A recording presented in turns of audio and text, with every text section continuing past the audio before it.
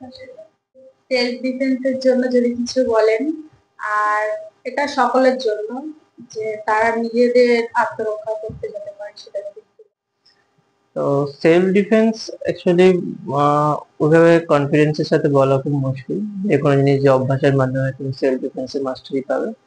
এখন সেলফ ডিফেন্সটাকে আমরা কিভাবে দেখছি তার উপর ডিপেন্ড করে। ধরো তুমি ট্রেনে যাচ্ছ আর তোমার কেউ একটু কলার ধরলো সামান্য একটা ঝামেলায়, বা হয়তো কোনো মেয়ে যাচ্ছে তার হাত ধরে কেউ টানলো, এরকম ছোটখাটো বিষয়টাকে যদি আমরা ভাবি সেলফ ডিফেন্স, হয়তো সেক্ষেত্রে খানিকটা নিজেকে ডিফেন্ড করতে পারবে। বা যারা ভালোভাবে কথা বলতে পারে তারাও হয়তো এই ধরনের সিনারিও এড়িয়ে যায়। আর তবে যদি এর থেকে বিপজ্জনক কোনো সিনারিও হয়, সেক্ষেত্রে আমার মনে হয় না কোনো রকম সেলফ ডিফেন্স টিচিংয়ে বিশেষ কোনো হেল্প হয়। ধরো তোমাকে যদি কেউ রিয়েলি মনে করে মারবে, এবং তার জন্য যদি তাদের কাছে এখনকার দিনে যেমন বন্দুক থাকে বা অন্যান্য জিনিস থাকে, সেক্ষেত্রে কিন্তু সেলফ ডিফেন্স সেভাবে সম্ভব নয়। এমনকি যদি সামান্য বন্দুক বাদ দিয়ে ছুরি নিয়েও আসে, 4-5 জনের কাছে যদি ছুরি থাকে, সেটা খুবই ডিফিকাল্ট। নিয়ে তোমার চেষ্টা করতে হবে প্র্যাকটিস করা। ডেফিনেটলি এটা তোমাকে আরো বেশি সুস্থ রাখবে এবং আগের থেকে কনফিডেন্স রাখবে। তো সবার প্রথমে সেলফ ডিফেন্সের আগে একটা জিনিস বলি, এটা প্র্যাকটিস করতে গেলে আহ অন্তত দুজন লাগে। কারণ সেলফ ডিফেন্স মানে আত্মরক্ষা, এবার তুমি একা একা মনে মনে ভেবে সবকিছু প্র্যাকটিস করতে পারবে না। তাই যদি এটা প্র্যাকটিস করতে হয়, একটা ভালো বন্ধু বা পার্টনার খুঁজে নাও এবং তার সঙ্গে প্ল্যান করে প্র্যাকটিস করো। প্র্যাকটিস করার সময় অবশ্যই করে খেয়াল রাখবে যেন কোনো কিছুতে কারো ব্যথা না লাগে, মানে সাবধানতা মেনটেন করে প্র্যাকটিস করবো। একটুখানি শরীরের জয়েন্ট গুলোকে ঢিলা করা দিয়ে, শরীরে যত জয়েন্ট আছে, যেমন ধরো তোমার ঘাড়, হাতের কবজি, কনুই, এখানে যে কাঁধের যে জয়েন্ট, কোমর, তারপরে হাঁটু, এই যতগুলো জয়েন্ট আছে সেগুলোকে গোল গোল করে ঘোরাতে হবে। কিভাবে?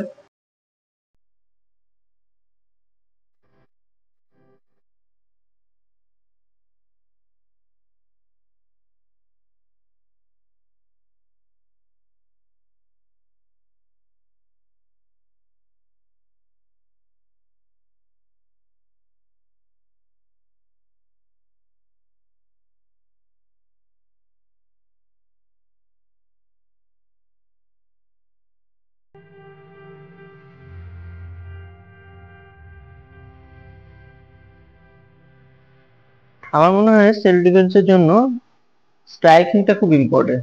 যে হিট করতে জানে তার ন্যাচারালি ডিফেন্ড করার ক্যাপাসিটি বেশি।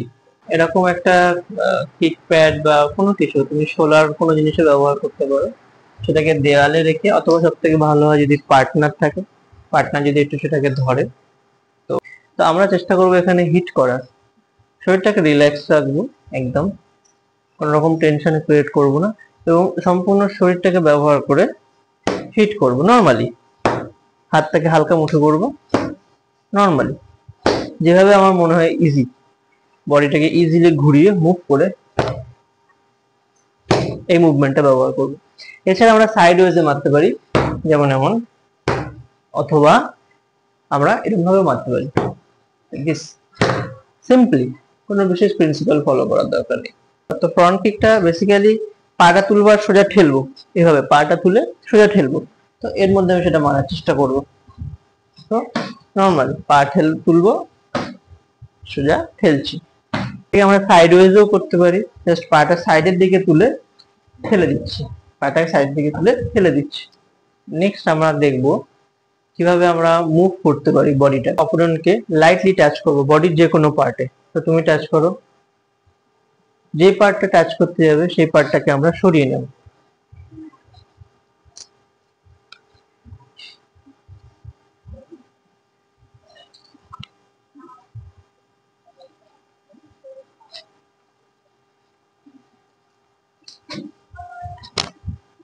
তো আমরা এভাবে নিজেদেরকে সরিয়ে নেব।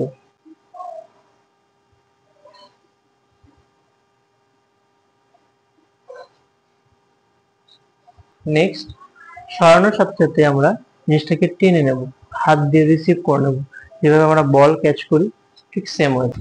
তো আমি সোজা তাকে ঠেলে দেবো, আর আমার নিয়ম হচ্ছে এটাকে রিসিভ করা। আমরা যখনই কেউ এরকম করে ধরতে আসবে সেটা ছিটকে বেরিয়ে যাবে। এবার আমি সেটাকে টেনে আনবো, টেনে আনবো, টেনে আনবো। তো ঠিক এই টানার প্র্যাকটিসটাই আমরা এখানে করব। ধরো কেউ টাচ করছে, টেনে আনবো, এক হাত দিয়েও করতে পারি, টেনে আনবো।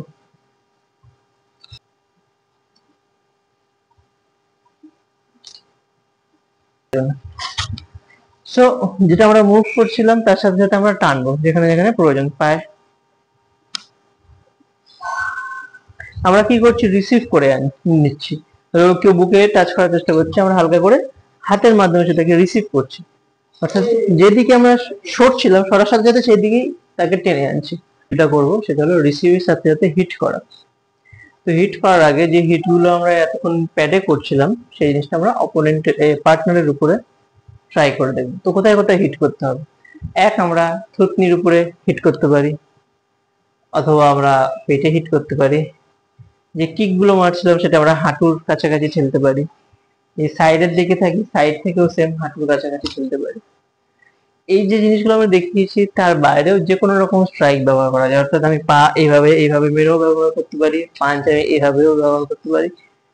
ফ্রি, এখানে অত মারা নেই, ভাবা দরকার নেই, শরীরটাকে ফ্রি ভাবে ফ্লুইড ভাবে ব্যবহার করাটাই প্রধান কাজ। সরার প্র্যাকটিস করবো, কেউ আমাকে টাচ করতে আসবে, আমি সরবো এবং হিট করবো যেরকম ইচ্ছা। সরলাম, হিট করলাম, সরলাম, হিট করলাম, যে কোনো রকম, ঠিক আছে। হিট করলাম, সরার সাথে সাথে একই টাইমে হিট করা। ধরো তুমি আমার টাচ করার চেষ্টা করো, তো আমরা এর আগে কি করছিলাম, পার্থক্যটা এটুকুই, সরছিলাম তারপরে হিট করছিলাম, আর এখন সরার সাথে সাথে হিট করছি তারপরে আরেকটা হিট করবো।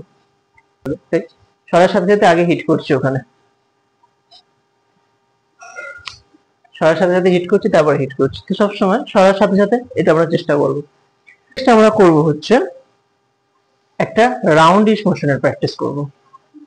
হাতটাকে গোল করে ঘোরাবো, রিভার্স ঘোরাবো, অর্থাৎ এক হাত দিয়ে আমরা অভ্যাস করি এইভাবে এবং এভাবে, দুটো হাত একসাথেও করতে পারি এইভাবে হাতের তালু দিয়ে, এবং উল্টো দিকে।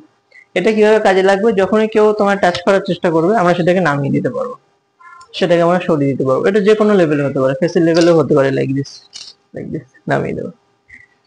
বা আমি এরম দেখালাম, তো তখন যদি কেউ টাচ করতে আসে আমি এরম ভাবেও সরিয়ে দিতে পারি, এভাবে সরিয়ে দিতে পারি। যে টাচ গুলো করছে, টাচ গুলোকে আমরা স্ট্রাইকের মতো ভাববো। যদি কেউ পাঞ্চ করছে, মনে করো পাঞ্চ করছে কেউ, আমরা সরাবো, দেন আমরা হিট করব, সরাবো, দেন আমরা হিট করব, সরাবো, হিট করব। এবং পাঞ্চ বা এগুলোর ক্ষেত্রে আমরা বডিটাকে সরিয়ে নেওয়াটাও ব্যবহার করতে পারি, যখন যেটা সুবিধা।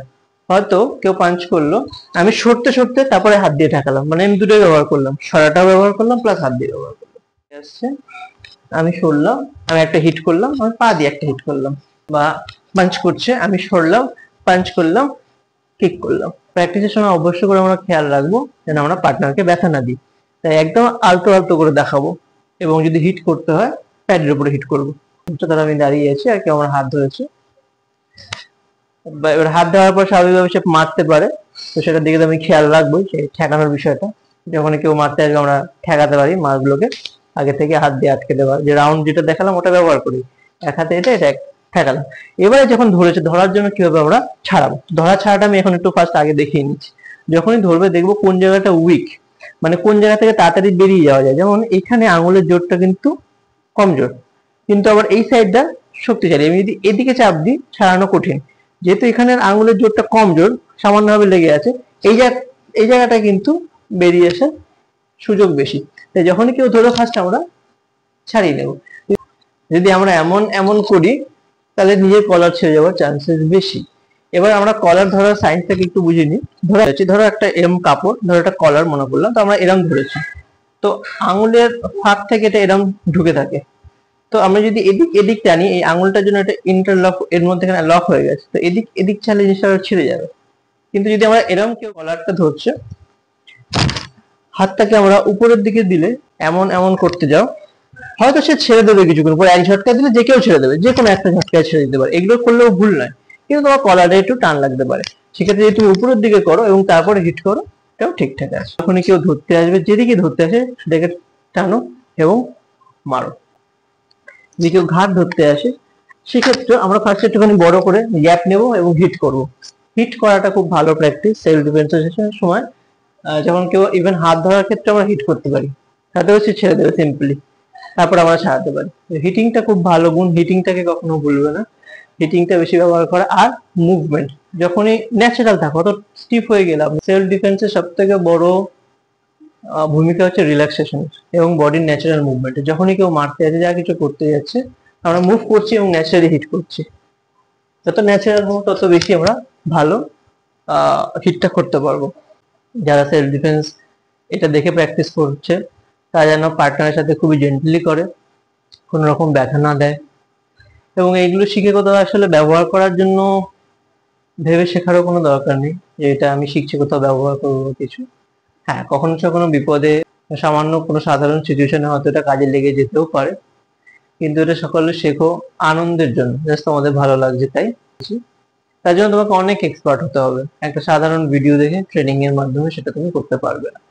তো সেক্ষেত্রে আমার অ্যাডভাইস এটাই থাকবে যে যারা ভালো প্রশিক্ষক তার কাছ থেকে শিখে নাও। আর যদি কিছু কিছু সামান্য শিখতে হয় তাহলে তোমরা এগুলো নিয়ে প্র্যাকটিস করতে পারো।